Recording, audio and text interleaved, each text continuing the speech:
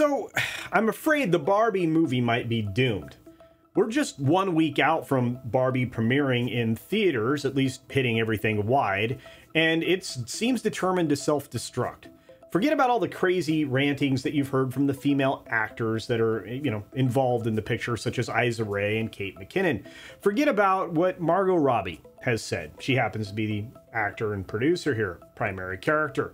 And then ignore everything that you've heard from the director Greta Gerwig herself, who just absolutely is leaning into the intersectional feminism messaging that just really makes audiences flock to pictures now. Now, as you've likely recently seen, the insignificant male actors are getting into the act. For example, Simu Liu opened his trap and started saying some really dumb things, and we'll get to that during the course of the video.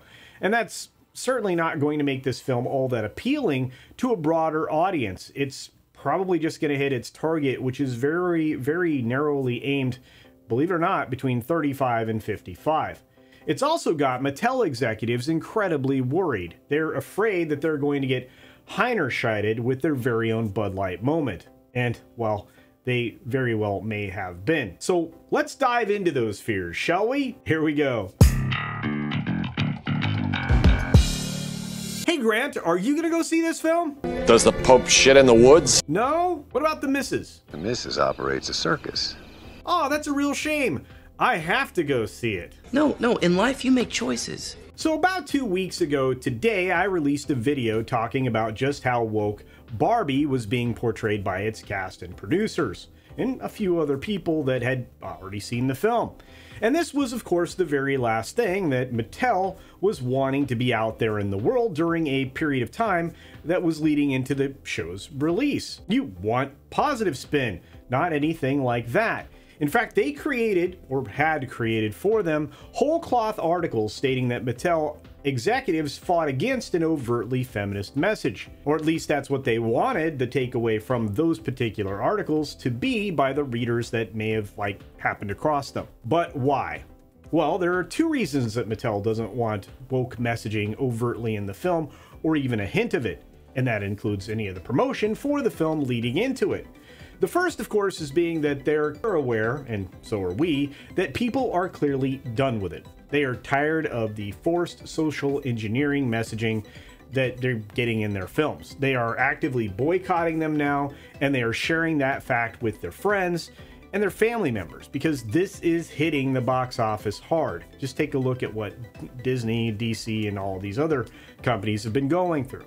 Now, the second reason is exactly what I said in the intro.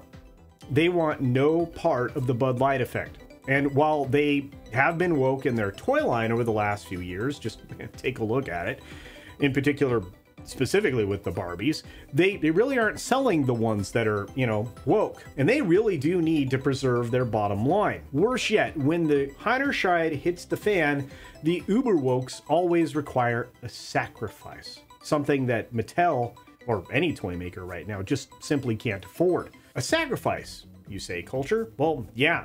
You see, it's simple. Doubling down. That's the sacrifice that they look for each and every time. And you see it in companies that are desperate to have, stopgap money. You see, the double down is the sacrifice. And if you do it wrong, if you don't bow to the wokiest of the woke, the neo-Marxist human rights campaign, you really have to satisfy them, or you will suffer their wrath in the form of a low CEI score. If you're not familiar with that, that's Corporate Equity Index score.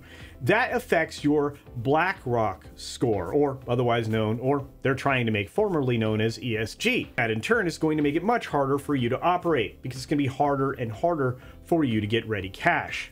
Now, you as a corporation cannot afford to get Heinerscheided right now. You will enter the doom loop, which we're seeing from a lot of entities at the moment, and that indicates you'll be spiraling downward. That would be especially bad for any toy company right now. Why? Well, toy companies have been taking it on the chin lately. I'm sure you've noticed that. But a hit film, a blockbuster, something that's massive would reinvigorate sales from the only group that is buying things consistently right now, at least in the doll or toy category. And specifically on this side of the equation, it's 35-year-old plus women. You see, film franchises, successful ones that is, actually drive merchandise sales, which I'm sure you all know. That's clearly something that Disney has completely abandoned. But this video is not about Disney, although it could be. Yet, in the case of Mattel, and specifically with Barbie, a successful film and potential franchise would not only drive sales, it would actually re-excite a dying marketplace altogether. It would bring toys back. Wouldn't that be great? That's 1/3 of a $5 billion a year pie. It's a lot of money. If this film were to push sales of just Barbie up 10%, that'd be a giant gain. Huge, nearly unmeasurable. But here's the other side of that equation, and it's the downside.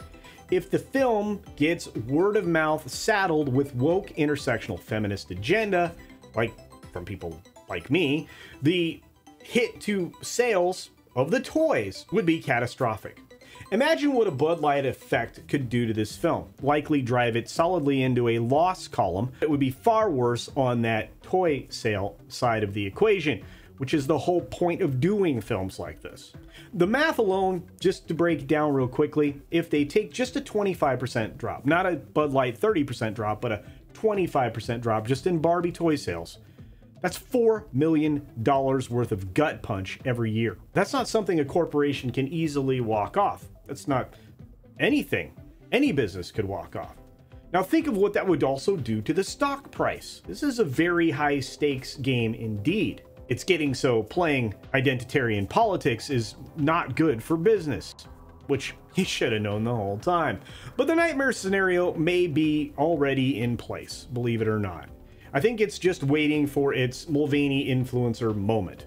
Or maybe it's already out there. There's an article to that effect. You can find it in the National Review. Of course, I believe it's behind a paywall, but it kind of spells it out. And in articles that are being published like that one and many others, and some that are scheduled for future release, they're already written by the way, they're there to help with the film's release. And unfortunately, we are seeing floods of neo-Marxist talking points in all of those things.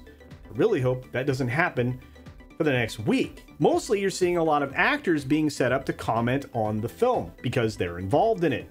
And they're also going after the director, who says some kooky madooky things from time to time, being as how she actually grew up in Hollywood, which I'm sure isn't going to help anything. And what's strange is you're getting some very weird articles coming out of financial publications. Most recently, you got one from Bloomberg that was in coded language right up the Heinerscheid alley. It seems to indicate, believe it or not, that the film is important to Mattel's future, well, of course, but for other reasons as well, which is almost never a good sign. Look, this film wasn't all that expensive to make. Nobody broke their piggy bank open on this, at least not in terms of what a normal Hollywood tentpole would be about this time of year.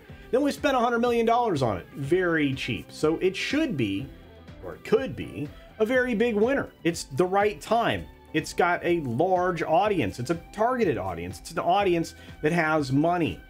It just needs motivation. And then, well, sky is the limit, not just for the film, but potentially for those toy sales. I know I am not the audience for this film. It's not made for me. Yet, sadly, I'm set to see the film early and give it a review, which I will do. I take that very seriously. I'm going to give it an honest, fully read film review, knowing that the film wasn't made for me. I think I'm up to it. What I'm not going to do is sugarcoat anything that I see. So buckle up for that if it's bad, because I won't hold back. I also fully expect to see modern messaging in the movie. But the question for me isn't going to be that, it's going to be, is it a good film with a good story? And I think a lot of people need to consider that when making a review. Will it be good? Remains to be seen. But given that the minor co-stars like Simu Liu are out there saying it's out to destroy heteronormatives, I would say that this film is, well, doomed. And hence the title of the video. People are absolutely tired of watching their country and their culture being destroyed, being bashed, being attacked all the time. They're fighting back with their wallets. I think you can see that in real time. And I actually aim to help them. And you. But hey, what do you think? Please let me know in the comments section down below. I'm sure you have some thoughts about this film and maybe about this particular video that I just made. I'm wondering or curious if you want me to make more things like this. Or are you more interested in just the business side of the equation? Not that obviously I ignored the math of all of it here, but I'm just curious. let me know. And as always, be sure to take care of yourself, take care of others, wash your hands, of course, because it's good hygiene. And until next time, bye.